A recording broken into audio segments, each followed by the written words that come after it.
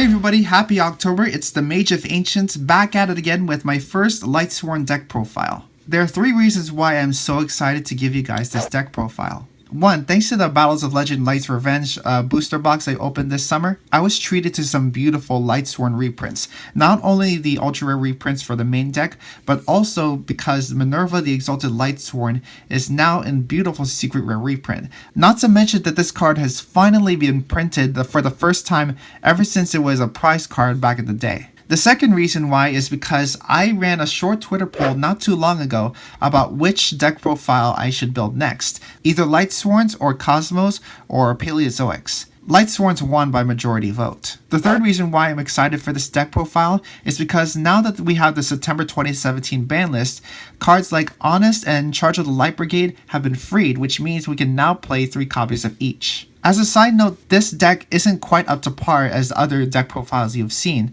For one thing, my Honest cards have not arrived in the mail yet. I'm still waiting on those. Also, I wanted to make this deck as budget friendly as possible, so I did not include the Brilliant Fusion engine in this. Still, I think my Lightsworn deck can function just as well without it. Also, I do want to point out that I did not include a side deck in this build. I apologize for that, but hopefully I'll be able to get to a side deck in my next update. In the meantime, you guys can play any cards in your side deck as you want, depending on your personal choice of playstyle, as well as how the meta is shaping up. Of course, if you guys have any suggestions on what I should do to improve this deck profile, then you can hit me up on Twitter or Instagram at Mage of Ancients, and you can also leave your suggestions down in the comments below. With that being said, let's get on with this deck profile, shall we? That's a scary face. Anyway, the first thing I do is run double copies of Judgment Dragon, the boss monster of the Lightsworn archetype. Being able to clear the board and basically tip the duel in your favor is just an amazing ability to have. I don't recommend running 3 copies of this card, but you can if you want to. I just don't want to avoid bricking. The next 2 cards are not standard. I just think that it'll be good to have for late game. I run 1 copy of Graganith and 1 copy of Celestia. Graganith is here so it accumulates attack points depending on how many Lightsworn monsters with different names are in your graveyard. Also, piercing battle damage is a good ability to have. And Celestia Lightsworn Angel is basically the twin twisters of your deck. I think the reason why people prefer not to run Celestia is because you basically have to give up your normal summon just so you can activate its ability. Graganith is probably more understandable because you can basically bring it back with cards like Call of the Haunted or Back to the Front. The next card in the meantime is standard. I run triple copies of Raiden. I like Raiden mainly because you don't have to wait for your end phase to mill cards. Also, it's a level 4 tuner, so you can easily go into Xyz and Synchro plays. Next up, another standard, triple Lumina Lightsworn Summoner. Lumina is one of my favorite Lightsworns, mainly because you can recover some of the Lightsworns that you lost to the graveyard, as part of effects like Solar Recharge or Charge of the Light Brigade. It's a staple revival mechanic in any Lightsworn deck, and only one of the revival mechanics I used in this build. After that, another standard, triple Wolf Lightsworn Beast.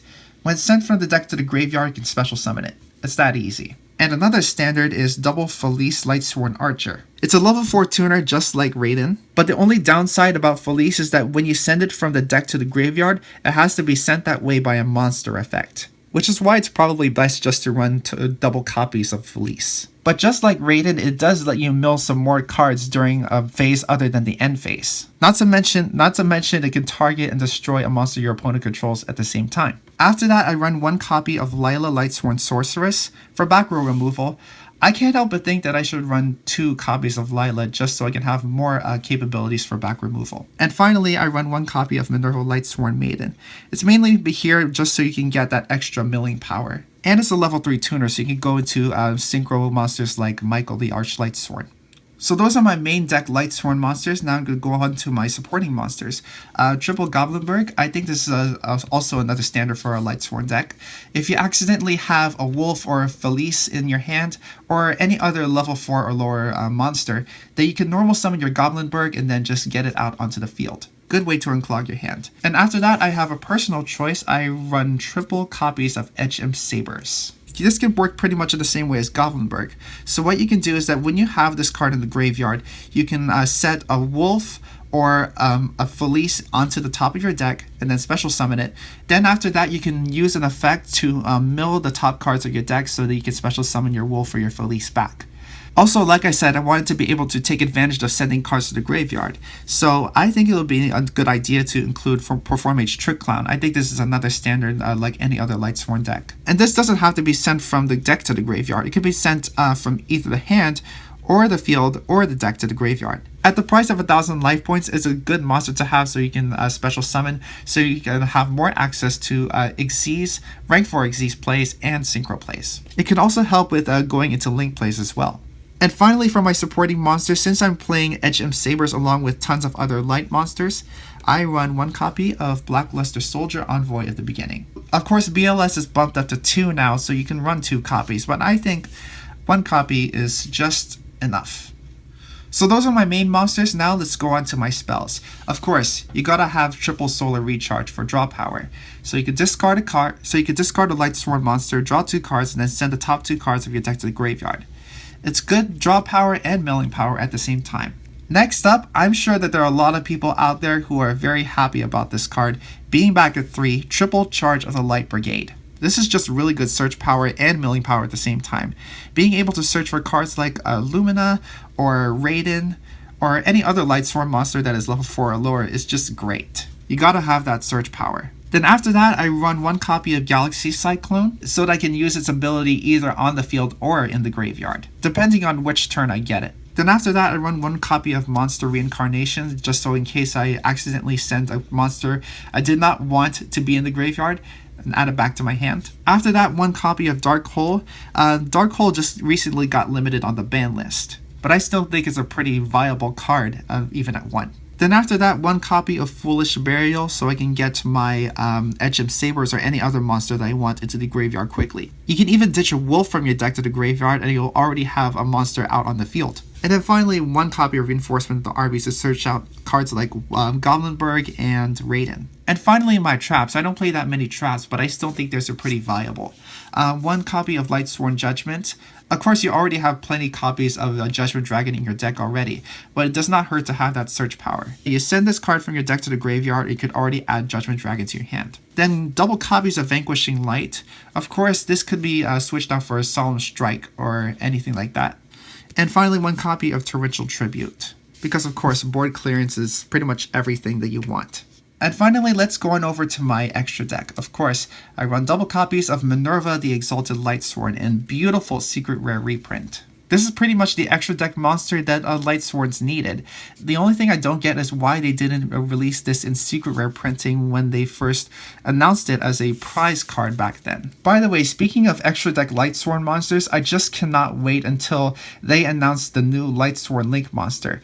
We don't know when it's going to happen, but I just cannot wait for it. And then after that, I run 1 copy of Bujinte Tsukuyomi for draw power. And I also run a couple of other rank 4s in here as well. Of course, you can run whatever you want. In the meantime, I do run 1 Cairn Gorgon Antiluminescent Knight. Also, this is a dark monster, which means that when it's sent to the graveyard, it will be a good target to banish for your BLS. Also, another good rank 4 is number 70 Malevolent Sin. So that way you can target and banish a monster your opponent controls until your opponent's turn. Isn't it? Yeah, pretty much. It says right there. So those are my rank 4s, and now I'm going to my rank 3s.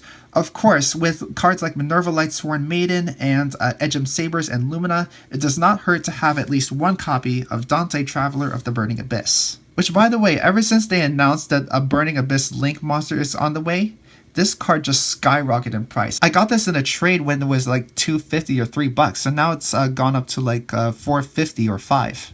But either way, it does not hurt to have Dante in this build. Also, another rank 3 I run is the Phantom Knights of Break Sword. Target 1 card you control and 1 card your opponent controls and destroy them. So those are my Xyz monsters. Now I'm going to go over to my Synchro monsters. First off, 1 copy of Michael the Arch Lightsworn. This Synchro monster is a bit tricky because it requires 1 tutor and 1 or more light monsters. Edge M Sabers, unfortunately, is not a light monster. So the best way to approach this is to use either a Minerva Lightsworn Maiden or a Felice or a Raiden for this Synchro summon. Another synchro monster that I think would help you push for some potential OTKs is Ancient Sacred Wyvern. I think what you need to do is that you just need to summon it at the right time, so that way you could just push for game. Basically, your Wyvern gains attack points when your life points are higher than your opponent, and it loses attack points when your life points are lower than your opponent's. So it's something to keep in mind. But I enjoyed playing with this card in Yu-Gi-Oh! Dual Generation, which is why I decided to just include it here.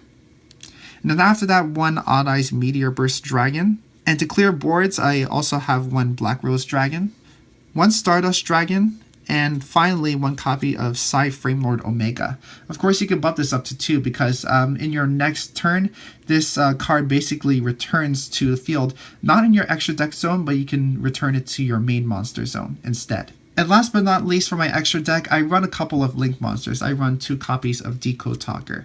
Decode Talker is here just so we can fill in until the Lightsworn Link monster actually arrives. This is a pretty decent extra deck if you ask me. So thank you guys so much for watching this Lightsworn deck profile. I'm very happy to have given this deck profile to you guys. Of course, in my next deck profile update, I'll be sure to include Honest. But let me know in the comments below on what other cards I should include in this deck. And like I said before, you can also hit me up on Twitter and Instagram at Mage of Ancients with your suggestions as well. And then subscribe for more awesome Yu-Gi-Oh videos, and comment below on what other deck profiles you guys would like me to show you guys. Of course, since the new Legendary Dragon decks are almost here, then I'm going to be doing a Dark Magician / Tamias update to my Dark Magician deck. So I cannot wait for that. Thanks for tuning in, everybody, and I'll see you next time. Today's follower of the day is Norian Hunter on Twitter. Show your support by subscribing to my channel, leaving feedback on my videos, and following and interacting with me on my social media platforms. And you could be my next follower of the day.